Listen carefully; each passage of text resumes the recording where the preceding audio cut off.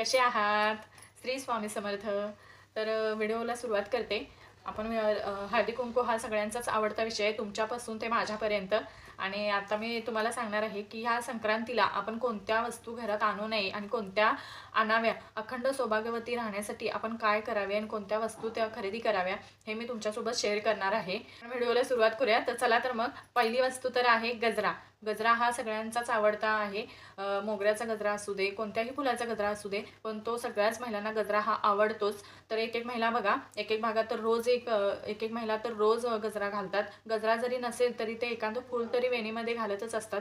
सहसा कोकणातील स्त्रिया बघा, ज्या वयस्कर म्हणजे वय झालेल्या स्त्रिया असतील त्यांच्या केसात तर कायम वेणी असतेच बघा. तर त्यामुळे गजरा हा महिलांनी घातलाच पाहिजे. महिलांना, सगळ्याच महिलांना आवडते. साड्या म्हटलं की महिला तर वेड्या होतात. तर आपल्याला ह्या सणामध्ये, ह्या संक्रांतीमध्ये तर पिवळा रंग वर्ज करायचा आहे. जो देवीने वस्त्र परिधान केले पिवळ्या रंगाचं, तर ते आपण करायचं नाही. जी शस्त्र देवीकडे आहे ती आपण घ्यायची नाही, ती आपण खरेदी करायची नाहीत. तर बघूया आता आपण पिवळा कलर आपण घ्यायचा नाही. तर तुम्ही दुसऱ्या कोणत्याही रंगाची साडी खरेदी करू शकता. तर साडी पण ही सौभाग्यवतीचं लेणंच आहे. तर साडीसुद्धा तुम्ही खरेदी करू शकता. जर साडी जमत नसेल घ्यायला तर एखादा तुम्ही पीससुद्धा खरेदी करू शकता. आणि एखाद्या महिला तर म्हणतात मला साडी आवडत नाही नेसायला, तर ड्रेस घेऊ का, मी ड्रेस घेतला तर चालेल का? तर ड्रेस हा सौभाग्यामध्ये येत नाही, तर त्यामुळे तुम्ही ड्रेस घेऊ नका. तुम्ही शक्यतो साडी किंवा ब्लाऊज पीस घेऊ शकता. पिवळ्या रंगाचं न घेता तुम्ही कोणत्याही इतर रंगाचं घेऊ शकता. तर आता तिसरी गोष्ट आहे जोडवी हा सौभाग्याचं लेणं आहे. आणि जोडवी किंवा बिछव्या असतात बघा, त्या दोन्हीपैकीतलं तुम्ही एक काहीतरी खरेदी करू शकता. आणि जोडवी पण घेऊ शकता किंवा बिछव्या घेऊ शकता.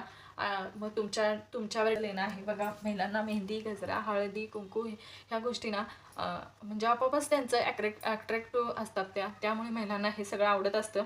आणि बांगड्या. आणि पाचवी गोष्ट आहे ती म्हणजे बांगड्या. महिलांना बांगड्या पण खूप आवडतात. बांगड्या आपण पिवळ्या रंगाच्या न घेता आहे आणि हिरव्या रंगाच्या बांगड्या घालायच्या आहेत. कोणत्याही कलरच्या तुम्ही, म्हणजे पिवळा रंग तर आता संक्रांतीत ह्या घालू शकत नाही आपण, पण तुम्ही घेऊ शकता, पण घालायच्या नाहीत. पण दुसरा कोणताही कलर तुम्ही घेऊ शकता. आणि शक्यतो सौभाग्यवतीने हिरवाच कलर वापरायचा, हिरव्या रंगाच्या बांगड्या घालाव्या. आणि तुम्ही दुसरी गोष्ट म्हणजे तुम्ही ह्या संक्रांतीला वाणाचं साहित्य, तुम्हाला जे काय खरेदी करायचं असेल ते वाणाचं साहित्यसुद्धा तुम्ही घेऊन येऊ शकता. आणि एक एक महिला बघा संक्रांती दिवशीच हळदी कुंकू करतात, तर तुम्ही त्या वाणाचं साहित्य पण खरेदी करू शकता किंवा त्या दिवशी तुम्ही हळदी कुंकू पण ठेवू शकता. आपल्याला फक्त घरात आणायची नाही, ती म्हणजे धारदार वस्तू, चाकू, सुरी, म्हणजे कोयता, ह्या धारदार वस्तू आपण शक्यतो, आणि प्लॅस्टिकच्या वस्तू ह्या आपण घरात आणायच्या नाही आहेत. त्या दिवशी खरेदी करायचंच नाही आहे.